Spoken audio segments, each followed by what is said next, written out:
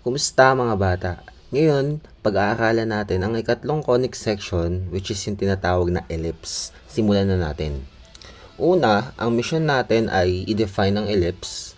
Pangalawa, determine the parts of the ellipse. Understand the standard equation of the ellipse.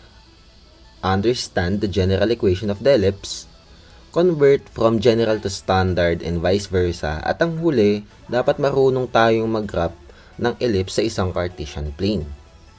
So, simulan natin dito sa definition. Sinasabi dyan, ellipse is the set of points in a plane such that the sum of distances of each point from two fixed point is constant. Ano ibig sabihin nun? Kapag meron ka nakitang kumpol-kumpol na mga points na to at sinubukan mong i-trace, mag-generate tayo ng tinatawag na ellipse. Dito ay maglalagay tayo ng dalawang points na tatawagin natin f sub 1 and f sub 2. Ililabel natin sila as color blue. And then, random point anywhere from the path of the ellipse. Siya si p sub 1 na kulay green.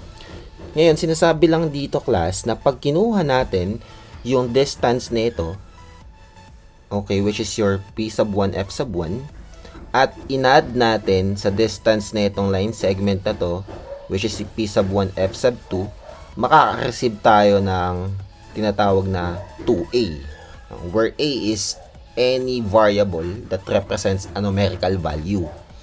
Ngayon, kahit saan natin ilagay yung point, at this time, tatawagin natin siya as p sub 2, color gold. Kapag kinuha pa rin natin yung line segment na to, whatever its length, at inad natin sa length nung P2F1, the answer is the same, which is 2A. And even here, ilagay natin siya dito sa portion na to. At this time, si P sub 3 naman, and labeled as color violet.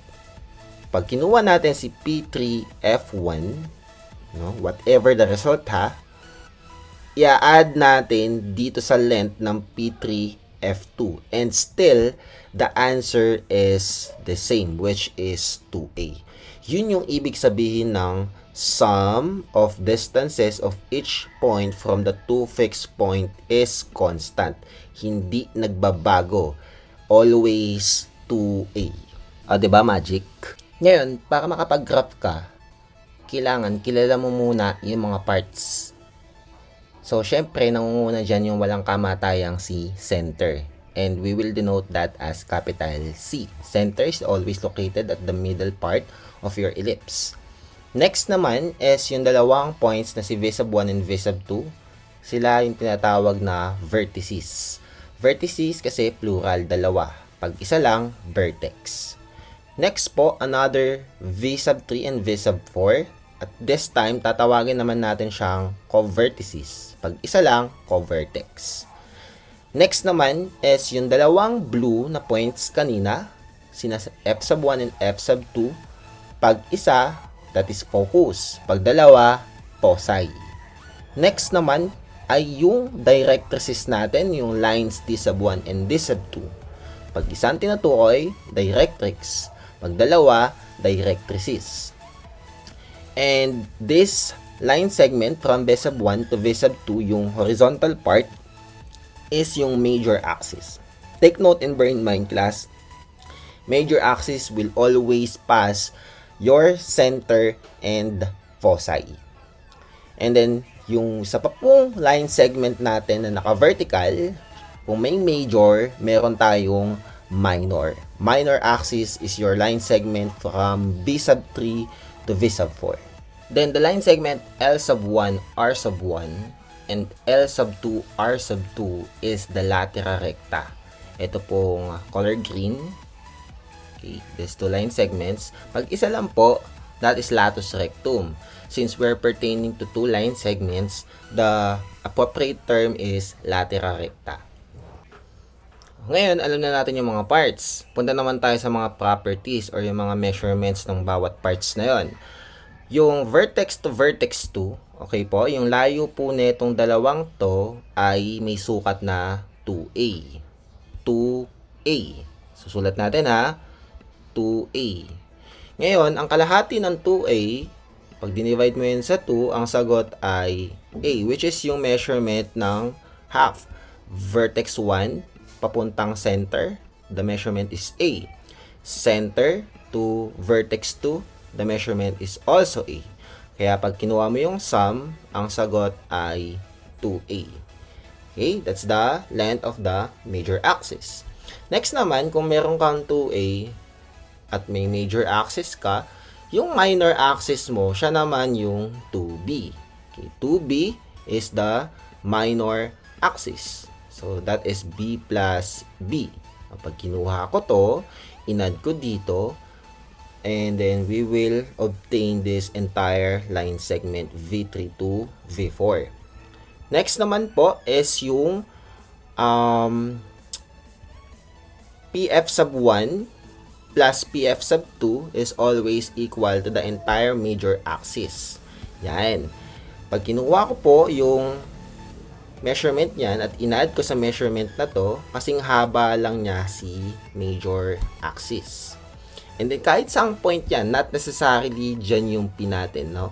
Pag nandito yung P ko, let's say, and then kinonect ko siya kay PF2, in-add ko sa measurement ni PF1, the answer is also the length of your major axis. Next one, yung distance from focus 1 to focus 2.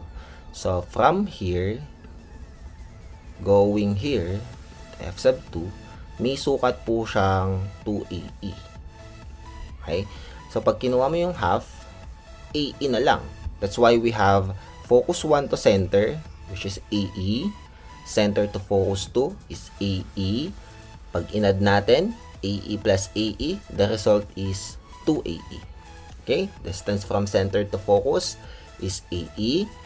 Distance from focus to focus is 2AE. Next on our list is yung directrix to directrix. Ang sukat ng directrix to directrix is 2A over E.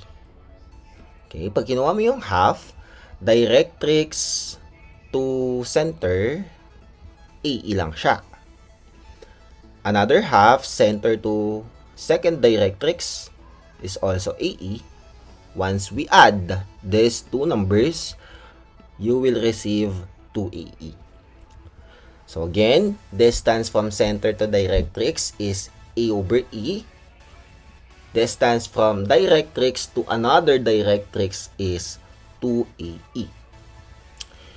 And then, the measurement of your latus rectum is 2B square over A. So, 2 pieces of B square over A. Okay, pag inad natin yan, you will receive 2B square over A. That is for your latus rectum. But if we are considering the word or the term latera recta, the measurement is 4B square over A. Why? Because we have 4 pieces of B square over A. That means you have 2 latus rectum. So, dalawang 2B square over A will yield to 4B square over A. That's why the latera recta are 4B square over A. And then, paano ba nakukuha itong AE na to? Si AE, take note class, the formula to be used to recognize the value of AE is AE equals square root of A square minus B square. Okay? So, it should be square root of A square minus B square. Okay. Yan yung formula to find the value of AE. Center to focus. Okay? Later, malalaman natin kung ano yung mga purpose ng mga formula na yan. Let's move to standard equation of the ellipse. Dito, we have several cases. No? Unahin natin yung center at 0, 0. That means, center is located at the origin. Meron dalawang case yan, class. Una, basahin natin. X square over A square plus Y square over B square equals 1. Yan ang standard equation. Lagi pong naka 1 yung right side ng equation natin, ha? And then, A must be greater than B. Laging mas mataas ang A kumpara kay B. So, if you will try to look at the illustration, longer talaga si variable A compared dun sa variable B since A pertains to your major axis and B is for minor. Now, kung A is greater than B, that means A square is always greater than B square. Okay? So, sinasabi lang dyan na kapag yung higher value mo na denominator ay kapartner niya si X, yung ellipse mo ay elongated horizontally. Okay? So, itong mataas na value na to, partner niya si X square, yung ellipse mo elongated horizontally. Okay. Next naman, yung second scenario natin, they are somehow similar, but at this time, B square is the denominator of X square. A square is the denominator of Y square. And then the restriction is also A greater than B. Okay? So this implies that A square is greater than B squared. Okay? Kasi kung makikita nyo sa ellipse, mas mahaba itong vertical part compared sa horizontal part. Kasi po, sa second case natin, itong vertical portion, siya na ngayon yung major axis. Ito pong horizontal, siya na yung magsaserve as your minor axis. Ngayon, dahil mataas ang A kumpara kay B, si A square ay may denominator value which is greater than B square na nakapartner kay Y. Kay Y naman. Okay? So, ang sinasabi lang na itong standard equation natin, class, kapag yung denominator ni X square is higher compared sa denominator ni Y square, the ellipse is elongated horizontally. On the other hand, kapag naman yung denominator ni Y term or si Y square ay higher compared sa denominator ng X natin or si X square, the ellipse is elongated vertically. Kagaya ng nakikita nyo sa illustration. Okay? Now, similar reasoning under ellipse center at HK. So, ganun lang din. Kapag ang A is greater than to B at partner siya kay X, elongated horizontally. Pero kapag ang A square natin partner kay Y, elongated vertically siya. At this time, meron naman tayong center at HK. So, we have to expect from the formula na meron tayong minus H and minus K. Just like what we did from the circle and parabola. Naisubukan natin ngayon, ngayon po sububok tayo ng isang example. Determine the coordinates of the center, vertex, co-vertex, foci, and points of latus rectum, and the equation of directrices. Sketch your ellipse. The equation is x squared over 9 plus y squared over b squared equals 1. So class, ito po ang magsaserve as your a square. Ito naman ang magiging b square. Why? Because a is always greater than b. Eh, sino ba ang mataas? Si 9 or si 4? Siyempre si 9. So, si 9 yung i-associate natin kay a square. Okay? Now, kung may a square equals 9 ka, this implies that a is equal to 3. Because the square root of 9 is 3. And then, your b square represents 4. And this always implies that when you perform a square root, you will obtain b equals 2. Okay?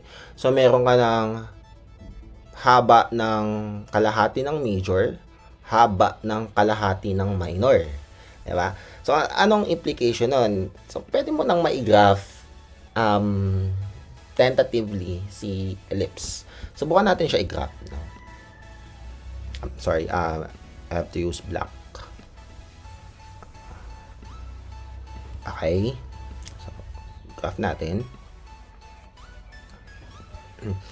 Ngayon, yung vertex nito, class, yung vertex niyan, center, no? Ang center nito, origin. Automatic origin yon. Bakit? Okay? Kasi wala ka namang h and k doon sa standard equation natin. No? Purely x square lang and purely y square. So, automatically, center is at the origin. Okay? That's the center. Next, yung purpose ni a equals 3, that means pwede ka nang umusog 3 units. Okay? Dahil yung 9 ay nakapartner kay x, no? 9 is greater than 4, nakapartner siya kay x, we have to expect your ellipse must be elongated horizontally. So, 3 units dito, 1, 2, 3, because of this. Okay, a equals 3. And we also have 3 units here. Okay, and now, nalocate mo na ngayon si V1 and V2. Si V1 and si V2. So, ang haba nito is 1, 2, 3, 4, 5, 6. Yeah, because the measurement of major axis is 2a. 2 times 3. Okay po. So, vertex 1, summarize natin, is at negative 3, 0. And then vertex 2 is at 3, 0. Okay? Ito po yung V1. Ito naman po yung V2. Next naman po, dahil meron na tayong B is equal to 2, ready na tayong i-plot yung covertex or yung covertices. Si covertex na isa ay makikita sa 0, 2. Yeah, this is your V3. And then, yung isa pang covertex, makikita sa 0, negative 2, which is your V4. Okay? Now, pwede ko nang isama sa summary natin. V3 is 0, 2. V4, 0, negative 2. Yeah. E di, tanggal na sa eksena to dahil meron na tayong center, vertex, and covertex. Okay, good. Ngayon, pwede mo na siyang i-plot, no? Wala namang problema. I-trace na lang natin siya ng naayon dun sa vertices and covertices natin. Yan. So, meron na tayong tentative plot. Pero kulang pa tayo ng mga parts. We need the focus. Now, how to find the foci? Okay, the two focus. Tandaan natin, ang layo ng center to focus is AE. So, kailangan natin gamitin yung formula for AE. Si AE, sabi natin kanina, ang kanyang formula is square root of A square minus B square. Tama ba tayo? Yeah, that's the formula. At masasagutan na natin siya kasi mayroon naman tayong A square. At the same time, we also have B square. Correct? So, A square natin is 9. Ang B square natin is 4. So, simplifying, we will obtain square root of 5. Now, to be accurate in terms of sketching, pwede mo namang itong i-round up to the nearest hundreds. Now, this is equivalent to 2.24. You can verify on your own calculator. This is 2.24. So, ibig sabihin, yung center to one of the focus ay may measurement na 2.24. So, 1, 2, then 2.24, estimate na lang natin somewhere here. This is your F2. And then, on the other side, 1, 2, then, usog pa tayo ng 0.24. So, nandito si 2.24, which is your F1. Okay? Now, pwede mo nang isama sa listahan ng pamamalengke natin, listahan natin si f sub 1. Ang f sub 1 natin ay may measurement na negative 2.24, 0. And then your f sub 2 is positive 2.24, 0. Okay. So, goods na tayo dun sa foci. We're done. Next naman po is yung endpoints of latus rectum. Sabi natin, sa latus rectum, meron siyang haba na 2b square over a. Yeah. 2b square over a. Subukan natin kunin yung half. Yung focus to L1. This is your L1. This is the half. Its measurement is b square over a. Okay. Kaya rin sagutan to. Why? Because we have b square, we also have an a. b square is 4. Because of this. And then a is 3. Okay. 4/3 is equivalent to 1 1/3 or 1.33. Yeah. 1.33. So, ibig sabihin, yung layo ng f sub 1 to L sub 1 ay 1.33. Dahil alam mo na yung plot ng f sub 1, siya ay may 2.24 units to the left, away from the center. So, that means yung coordinate ng L1 ay, okay, yung coordinate ni L1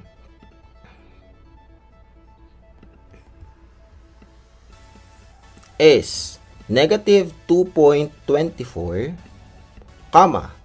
umangat tayo ng 1.33 units. So, here's the appropriate coordinate under L sub 1. And then, R sub 1 is what? R sub 1 is same abscissa, negative 2.24. Tapos, bumaba tayo ng another 1.33 units.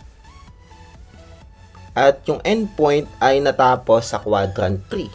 So, ibig sabihin, yung coordinates natin ay negative. So, that means we have negative 2.24, negative 1.33. Okay. Meron ka ng L1 and R1. Ikaw na bahala sa L2 and R2, syempre, para naman ma-exercise ka. Next naman po is yung equation of directrices. Okay, goods na tayo sa latus rectum. Equation of directrices. Okay. Gaano kalayo ang center to directrix? Ang layo niya ay, yeah, that's correct. A over E. A over E. Okay. Pero, may A ka. Wala ka lang E. Then, paano ko makukuha si E? Sige nga. Para makuha si E, kailangan natin gamitin itong formula na to. Okay? So, si AE, sabi natin, siya ay may measurement na 2.24. Okay? If we try to equate this to 2.24, okay, and knowing na si A ay 3, pwede ko itong gawing 3E is equal to 2.24. And then to find E, let us divide 3 both sides. Tama ba? Okay. So, 2.24 divided by 3, you can check. The answer is 0.75. Yeah, that is your E. No? E is 0.75.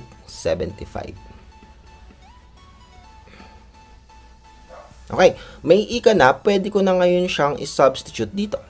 So, A is 3, E is 0.75. Now, try to simplify that. You will obtain 4. This is 4. So, yung layo ng center to directrix is 4 units. So, usog tayo. 1, 2, 3, 4. Ito yung directrix. Okay, this is your first directrix, which is D1. Next, 1, 2, 3, 4. ito yung another directrix na tatawagin natin d sub 2. Okay, so d sub 1, its equation is x equals negative 4. And then d sub 2, x equals positive 4. And that's it. We have the equation of directrices. We also had the endpoints of latus rectum, the foci, co-vertex, vertex, and center. And the sketch, meron na rin. No? Habang sinosolve natin yung mga coordinates, ini-sketch na rin natin siya at the same time. So, here's the complete summary of our coordinates. Except for the L2 and R2, I will left that as your exercise. So, ito yung summary natin.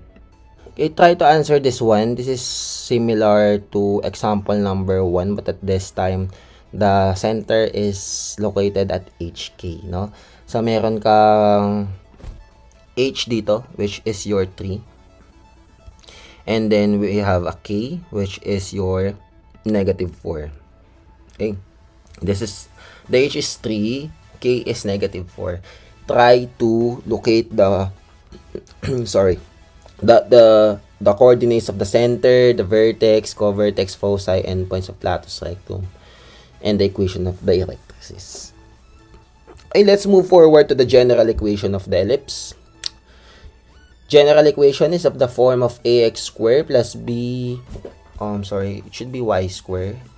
This is y squared plus cx plus dy plus e equal 0. Given the following conditions, dapat si A hindi equal kay B. Okay? A, B are not zeros. And then lastly, A, B, C, D, and E are any real numbers. So those are the 3 conditions that we have to satisfy to recognize if the given equation is an ellipse or not. Let's have an example. Number 1, 9x squared plus 8x squared minus 2x plus 5y plus 10 equal 0. Is this in general form? Yeah, that's in general form, but not all in general form is considered as an ellipse na. Now, we have to analyze. Ellipse ba to? Yeah. They look at the following conditions. A is 9. Yeah. This is your B, C, D, and E. A and B are not equal. Yes, because A is 9, B is 8. They're not equal. Obviously. A is not 0 because A is 9. B is not 0 because B is 8. Satisfied? Condition 2. Condition 3, dapat si A, B, C, D, and E are any real numbers. Yeah, 9, 8, 2, negative 2, 5, and 10 are all real numbers. Therefore, this number 1 equation is ellipse. Okay, this is ellipse. Number 2. Okay, recognize the coefficients. This is the A, B, C, D, and E. This is the E. Okay. A is not equal to B. Dapat. Yeah. Equal siya, no? A is 11, B is 11. So, kung first condition, hindi na siya satisfied, huwag nyo nang tignan yung conditions 2 and 3. So, this is not an ellipse. Not an ellipse. And lastly, number 3, try to recognize class. This is this is y square, ha? This is y square. Okay. Okay. Ito ang A, ito ang B,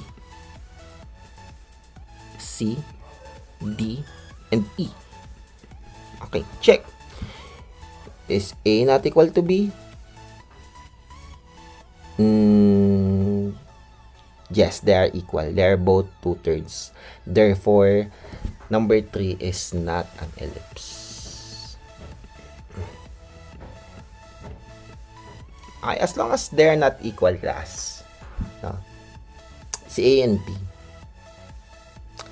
hindi na siya ellipse. Kasi kapag equal ang A at B, siya ay circle. Yeah, that is a circle. Example tayo. Mag-convert tayo ng standard to general. Example number 1. Okay. Una, para makapag-convert ka, kasi naka-standard to eh, gagawin mo siyang general. Para makapag-convert ka, try to cross-multiply this one. You have 16x squared. Then, we need to insert the operation which is plus. Ito naman ang i-multiply mo. This is 4y squared. Next, multiply the denominators. Okay, 16 times 4 is 64 equals 1. Okay. Now, to eliminate the fraction, we must multiply 64 at both sides. Okay, so this will cancel now.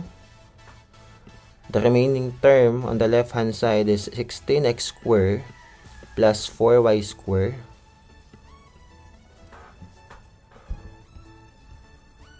equals 64.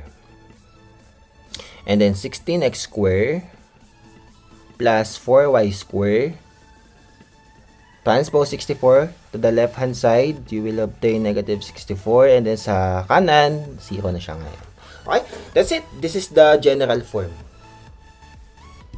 Yeah? This is your A. This is the B. And this is your E. Wala po ngayon si C, D. Wala si C and D. Okay lang naman. Kasi si C ay 0. Si D is also 0. Kasi pwede mo siyang isulat as 16x squared plus 4y squared plus 0x plus 0y minus 64 equal 0. Okay. This is your A, which is 16. That's a real number. B is 4, which is also a real number. And take note, 16 and 4 are not equal, so satisfied yung first condition. C is a real number. 0 is a real number. D is also a real number, because that is 0. And E is also a real number, which is negative 64. Pwede mag-0 si C, D, and E. Wag lang si A and B. Okay, class? Pwede mag-0 si C, D, and E. Wag lang po si A and B. Kasi pag nag-0 si A and B, hindi na siya ellipse. Okay, that's a straight line. Okay?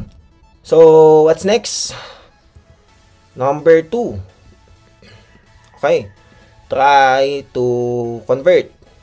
Same procedure. Cross-multiply. We have 9 times x minus 3 square. Okay. Next. This one. Cross-multiply. 16 times y minus 5 square. Okay. Then, this one. Multiply natin. 16 times 9, that will be 144. Yeah, 144 equals 1. Okay. To remove the fraction, you must multiply 144 both sides. This will cancel. Okay. So, the remaining term now is 9. Then, let us try to FOIL. No? FOIL nyo na yan on your own mind. This is equivalent to x squared minus 6x plus 9. Plus 16. FOIL mo yan. Y squared minus 10y plus 25. And then, 1 times 144 is 144. Okay. Now, let us distribute. Distribute 9 times x squared is 9x squared. 9 times negative 6x is negative 54x. 9 times 9 is 81. Okay. 16 times y squared. Tama ba? Okay. 16 times y squared is 16y squared. 16 times negative 10y is negative 160y.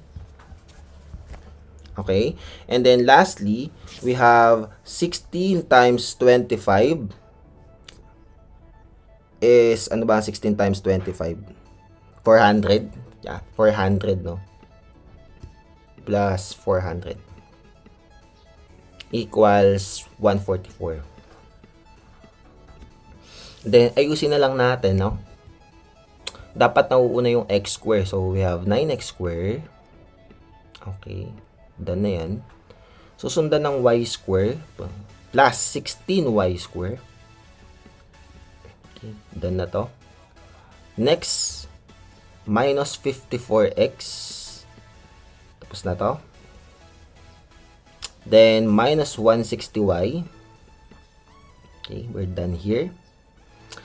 And then, 81 plus 400. Yeah, 81 plus 400 is 481.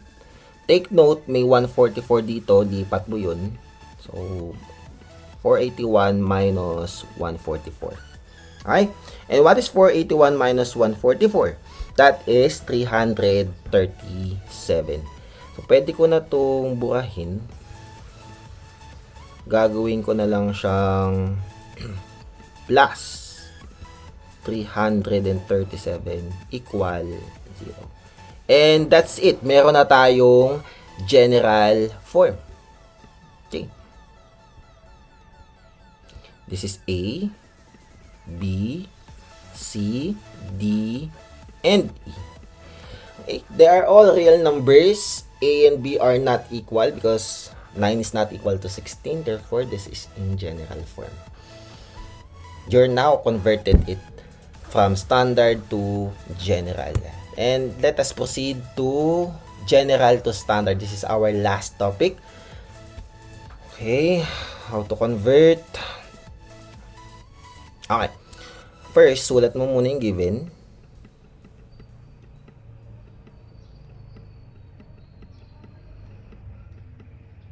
Okay? Now, ang goal natin is maging 1 yung kanan because sa standard form, yung right side ng equation naka 1, diba? So, para maging 1 yung right side, kailangan kong mag-divide ng 2 to 5.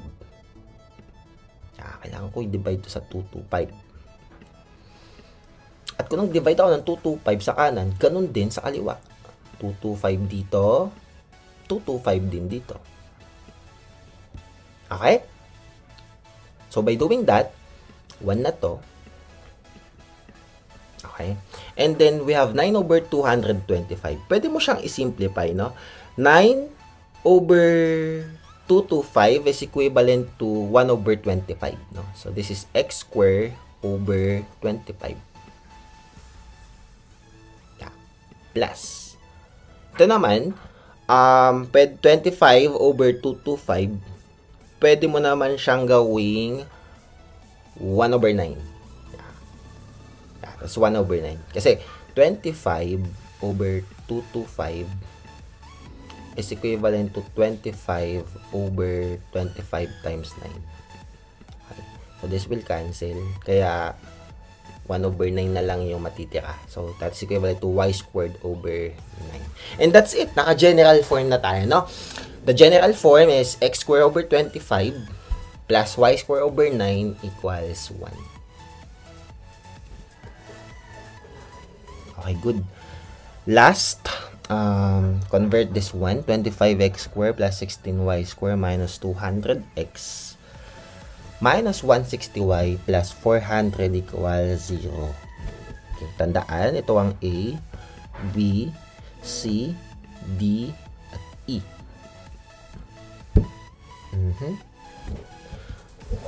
Ang una mong gagawin dito is to combine like terms. 25x squared. Then, combine mo yung kapwa niya may x, no, which is minus 200x. Okay. Plus 16y squared. Okay. Idikit mo yung kapamilya niya, yung may y, which is negative 160y. and then transpose the constant term, which is yung E, as negative 400. Next, kung mapapansin nyo, parehas may 25 dito. No? So, ito may 25, yung 200, nagtataglay din yan ng 25. So, pwede ko i-factor out si 25. It will give us 25 times x squared minus 8x. Okay? Then, lalagyan ko ng space dyan for some reason. Plus, ito may 16, meron din tong 16. So, pwede ko i-factor out si 16. This will become 16 times y squared. Okay? Ilang 16 meron sa 160? 10. So, this is minus 10y. Okay. Then, I will leave a space for some reason equal negative 400. Okay. Now, magko-completing the square na tayo. Yun yung reason. No? Completing the square. The completing the square is b square over 2. At x term, your b is negative 8. So, negative 8 divided by 2. Sorry. This must be negative b over 2 raised to 2. Negative b over 2 raised to 2. So, dito sa x term, ang b natin is negative 8. So, negative 8 over 2 is negative 4 raised to 2, 16. So, ito ay 16. Okay. Huwag ka muna mag-add ng 16 dito. Okay? Next. Dito, ang b ko is negative 10. Over 2, negative 5 raised to 2, 25. Yun. So, 25 to. Ngayon, huwag ka mag-add ng 16 and 25 agad sa kanan kasi hindi yun yung appropriate way. Bakit? Tandaan nyo, merong coefficient dito. Kailangan ko pang i-multiply yung 25 sa 16. So, kapag minultiply ko yung 25 sa 16, yun yung result na dapat kong i-add dito, which is 400. Ito naman, 16 times 25, okay, this is also 400. So, add ako 400 dito. Okay?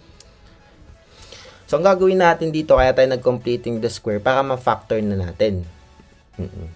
Tama, para ma-factor na natin. So, ang gagawin natin, 25, then this can be written as x minus 4 square. And plus 16 times y minus 5 square equal negative 400 plus 400 is 0. This will cancel. So, ang natira na lang ay 400. Dalagay ko dito 400. Okay. Ngayon, ang goal ko, maging 1 yung nasa kanan. So, I have to divide 400 here. This is also 400. This is also 400. Okay, this is now 1. Okay, we have 16 over 400, no? The simplified form of that is 1 over 25. So, here we have y minus 5 square equals over 25. Then, ito naman, ang simplified form ng 25 over 400 is what? 16, no? 1 over 16. So, this is now x minus 4 square over 16. And that's it.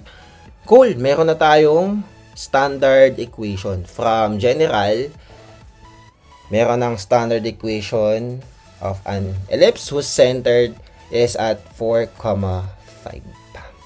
Instruction. Answer the following problems. Show your full solution to obtain full points. Copy and write your answer to a piece of yellow paper to be submitted on November 28, 2024. So, if you don't have any questions or kung may questions mga tayo, kindly do a private message or comment na lang kayo dito. Okay? Thank you and goodbye everyone. Stay safe.